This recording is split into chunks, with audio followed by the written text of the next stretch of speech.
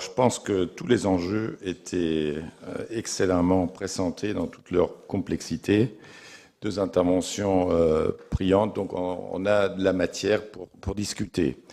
Je me permets de compléter ces deux présentations par une sorte de témoignage du praticien qui, sur le terrain, s'efforce à traduire ces principes au jour le jour.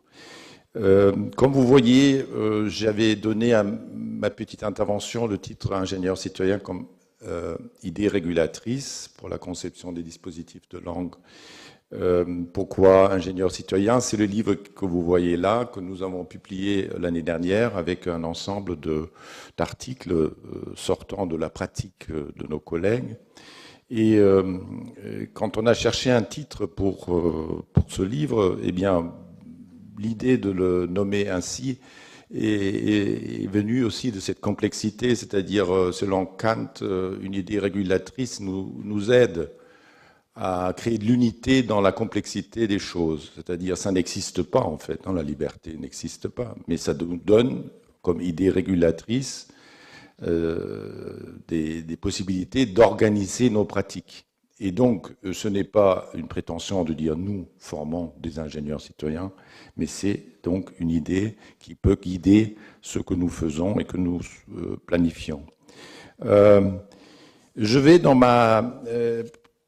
mon intervention un peu situer ce qu'on fait, au risque de vous surprendre.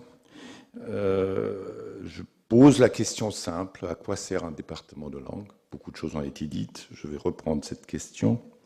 Dans un contexte qui bouge et qui change. Je pense qu'on ne peut pas aujourd'hui parler de la même façon de l'internationalisation comme on l'a fait il y a 30 ans ou 20 ans. Et je vais essayer de vous donner d'une façon un peu anecdotique, mais ça pourrait être nourri par une longue bibliographie, des éléments pourquoi je suis convaincu que nous ne sommes plus dans le même monde. Et je vais l'illustrer par deux photos. Nous préparons donc nos ingénieurs pour construire une nouvelle technologie. Nous vivons dans une situation dans des contextes à risque. Hier, j'ai lu que le crash du Boeing était peut-être, probablement, éventuellement lié au fait que les pilotes n'ont pas été formés pour passer de l'automatique au manuel, ce qui était tout à fait possible dans l'avion en question. Donc, Christian Morel, qui a écrit plusieurs tomes sur les décisions absurdes, il a de la matière pour écrire encore quelques tomes. Nous préparons nos ingénieurs pour construire des technologies de plus en plus sophistiquées et de plus en plus comportant de plus en plus de risques. Et certainement aussi liés au fait que les chaînes de production, de conception sont de plus en plus accélérées et peut-être pas assez surveillées. Un autre exemple, c'est ce pont dont vous avez entendu parler à Gênes. Ce matin encore, mon collègue Alain Laché, qui est professeur de mécanique et de matériaux, on en a parlé, il m'a demandé de faire une traduction, enfin chercher quelqu'un, je ne sais pas moi qui va faire la traduction d'italien, de l'italien en français, du rapport du gouvernement sur les causes de cet accident. Donc nos étudiants sont préparés pour leur métier en analysant des échecs. Des échecs qui sont de plus en plus dangereux pour nous. Je ne parle pas du climat, on pourrait ajouter des tas de choses. Vous êtes aussi bien informés que moi. Mais c'est un nouveau contexte pour lequel nous formons. Je pense qu'on ne peut pas ignorer ces risques sociaux, technologiques, systémiques. Et même pour le manager, on peut brièvement parler de cette étude très sérieuse sur l'absentéisme qui coûte cher et le constat des experts qui ont fait cette analyse, une perte croissante de sens des salariés vis-à-vis de leur travail et un manque de considération. Donc, manager ou ingénieur, nous sommes dans une situation sociale, sociétale, historique, complètement nouvelle, avec énormément de périls. Je vous présente mes 3 auteurs avec lesquels je me permets de penser pour sortir de cette situation parfois un peu déprimante. Hartmut Rosa, un sociologue allemand, le livre a été traduit, part du principe que suite à l'accélération de nos processus de vie, tout simplement, eh bien, ce qu'il faut créer, c'est des espaces de résonance. Il a écrit une sociologie du rapport au monde, qui est récemment traduite en français, donc vous pouvez l'acheter en français maintenant. Donc la question de la résonance, qui permet de vivre, qui n'est pas une consonance, donc une identité entre 2 parties, ni une dissonance permanente, mais la recherche d'une résonance entre 2 parties différentes qui crée quelque chose de nouveau. Tristan Garcia a écrit un petit livre magnifique sur la notion du nous. On constate l'explosion des nous qui encore peut se situer dans un nous clair, du couple jusqu'à la nation. On a de plus en plus de mal de dire nous. D'où ça vient, cette difficulté? Et Hélène Drocmet-Fabre, qui a réfléchi, a publié un petit glossaire sur le langage du vivant. Le vivant commence avec le questionnement. Ce n'est pas la réponse. Un organisme vivant doit se questionner, sinon il est condamné. Alors, dans ce contexte, nous enseignons les langues. Les langues, ça veut dire le fait de parler avec l'autre. Et je suis vraiment content que la CTI a repris le terme de médiation. Je cite Yves Citon qui a écrit une belle, c'est pas une introduction, un article dans ce livre qu'on a publié et qui dit « La médiation est partout, mais sous forme diffuse, puisque nul ne peut être un bon collaborateur de quelque entreprise que ce soit s'il n'a pas acquis une certaine compétence de médiateur. Et notre fonction sociale est d'apprendre à mieux parler les langues de la médiation, à l'heure où nos chaînes d'action sont de plus en plus longues, complexes, intriquées et donc de plus en plus fragilisées par les difficultés de médiation. Donc, il y a cette contradiction, ce paradoxe d'avoir de plus en plus besoin des capacités, des compétences de médiation face à des situations de plus en plus complexes. Médiation veut ici dire, bien sûr, c'est un concept général, il y a beaucoup de dimensions, mais on est tous les jours appelés dans nos cours à justement entraîner nos étudiants à pratiquer la médiation au sein d'un groupe de langue, au sein d'un groupe, d'un projet, etc. Alors, juste quelques mots. Je pense que la médiation est beaucoup plus rare qu'on pense, la compétence, je veux dire. Ce n'est pas du tout une compétence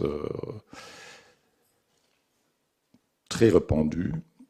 Et d'ailleurs, une petite remarque par rapport à ce que vous disiez sur l'anglais, effectivement, mais le Brexit est un exemple absolument fabuleux.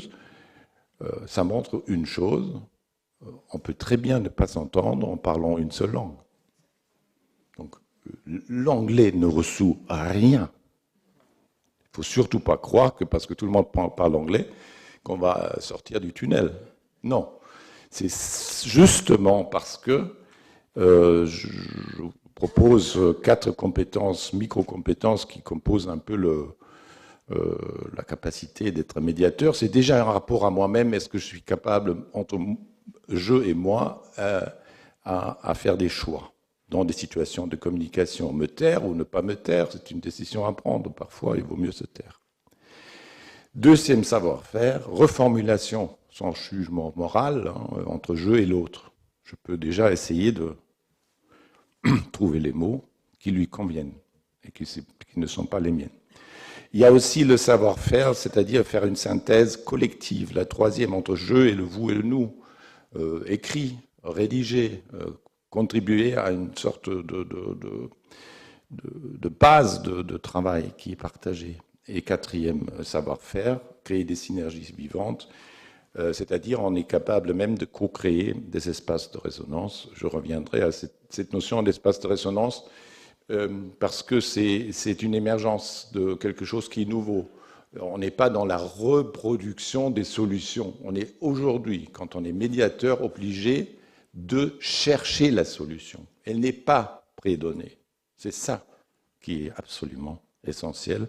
Donc il faut mettre nos étudiants dans cette situation. Alors vous connaissez ce type de document, Global Competence, il y a différents aspects. Ça, c'est l'étude PISA, OECD, qui met ça en place et qui propose, dans beaucoup de domaines de l'interculturel, ça se passe comme ça.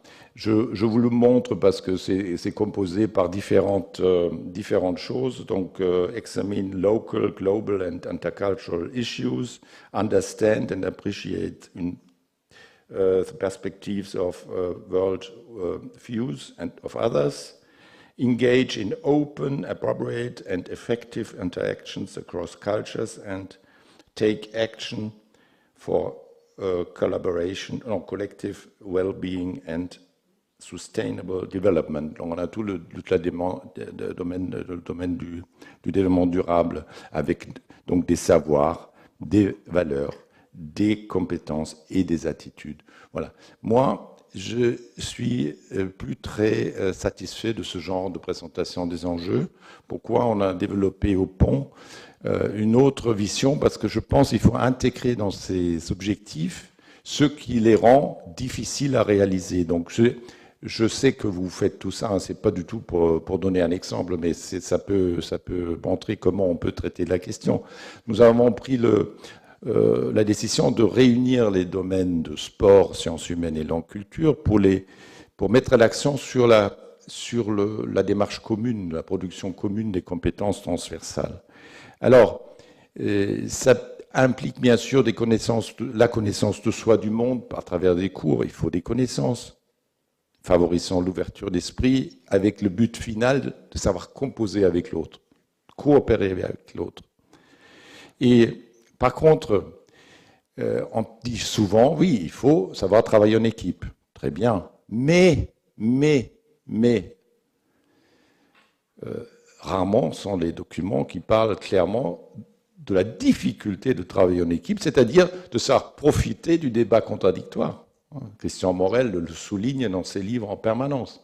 Donc, quelles organisations sont mises en place systématiquement les débats contradictoires? Et c'est pas si évident que ça. Communication, c'est très joli. Oui, il faut savoir communiquer. Mais est-ce que c'est pour manipuler l'autre, pour le tirer vers moi, ou est-ce que c'est pour aussi reconnaître son altérité? Et la médiation, elle ne se fait pas comme une recette qu'on sort du tiroir informatique ou de son bureau. C'est toujours face à l'incertitude parce que la solution n'est pas donnée. Il faut explorer, il faut comprendre et chercher la solution absolument unique pour cette situation. Donc, face à l'incertitude, il y a toujours une dialectique entre quelque chose qui est positif et quelque chose qui nous met qui crée des difficultés et qu'il faut surmonter.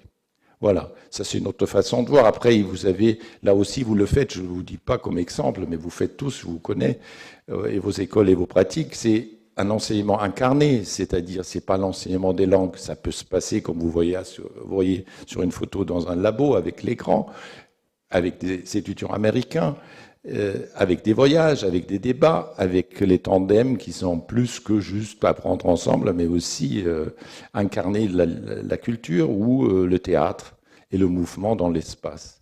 Donc un enseignement incarné, holiste, qui ne se limite pas à quelques exercices taylorisés sur un écran. Alors, pour terminer, quelques exemples, comme vous voyez, que vous voyez un peu ce qui a été publié. Je cite ici les articles et quelques collègues auteurs sont dans la salle. Je me réjouis, Alison est là, qui a écrit avec Christophe Maurras un article entre humanisme et compétitivité vers un ethos interculturel de l'ingénieur. Sarah Carvalho de l'INSA de Lyon, enjeu transculturel de la mondialisation. Cathy aussi dans la salle, Cathy s'appelait Humanité, langue, interculturalité et éthique, Quel équilibre dans un cours de français langue seconde. Isabelle Lallemande, aussi ici présente, la thématique du déplacement comme objet de collaboration pédagogique et scientifique. Didier Bottineau parle de l'aspect même très basique de la prononciation avec une démarche inactive. Enrique Sergio Beltrao de la place de l'art et de l'affectivité dans les langues, dans les cours de langue. Et Enrique Sanchez et sa collègue Mariela Puente-Zorn parlent du sens au sensible, de l'unique au multiple, implication humaine et découverte de l'autre en cours de langue et culture étrangère. Je pense que cette formulation, implication humaine et découverte de l'autre, qui a lieu dans chaque cours, est vraiment une belle formule. Voilà. Alors, pour terminer, un département de langue peut être cet espace de résonance dans lequel les étudiants internationaux et les étudiants français qui sont en train de coopérer commencent à apprendre à co-créer des choses, des projets, etc. Donc il est très important que considérer le département de langue, pas seulement dans cet aspect, vous l'avez fait toutes les deux et j'en suis ravi, comme une espèce de cadre dans lequel on apprend des règles grammaticales, mais comme un, je dirais même amortisseur, c'est-à-dire, je voudrais bien, à certaines directions, permettre l'expérience d'enlever pendant 1 an un département de langue dans leur institution. Je crois qu'ils vont vite revenir à installer le budget, parce que c'est pas toujours visible, c'est un peu les abeilles. Hein. Vous voyez, vous enlevez les abeilles, on voit rien, c'est pas grave, les abeilles vont mourir. Mais un jour, il n'y a plus de miel. Et c'est ce rôle-là que les enseignants de langue sont justement prédestinés à jouer parce qu'ils ont eux-mêmes ce bagage. Donc, je terminerai avec cette citation de Francisco Varela qui dit justement nos langues dans leur complexité, et je pense que c'était dit par vous, vraiment, je suis content, et leur diversité sont l'épiphénomène d'un vaste système dynamique et complexe dont la fonction première n'est justement pas de transmettre l'information. Il faut surtout éviter de considérer le fait, l'objectif principal pour l'apprentissage des langues, c'est transmettre les informations. On n'a pas fait grand-chose quand on a transmis l'information. On commence à vraiment agir à l'intérieur d'un modèle culturel et d'une autre langue quand on est capable de comprendre le monde de l'autre, son propre monde, à partir de la compréhension, et d'agir ensemble dans ce monde. Voilà, donc une petite vision qui est transmise dans ce livre. Merci à vous pour votre attention.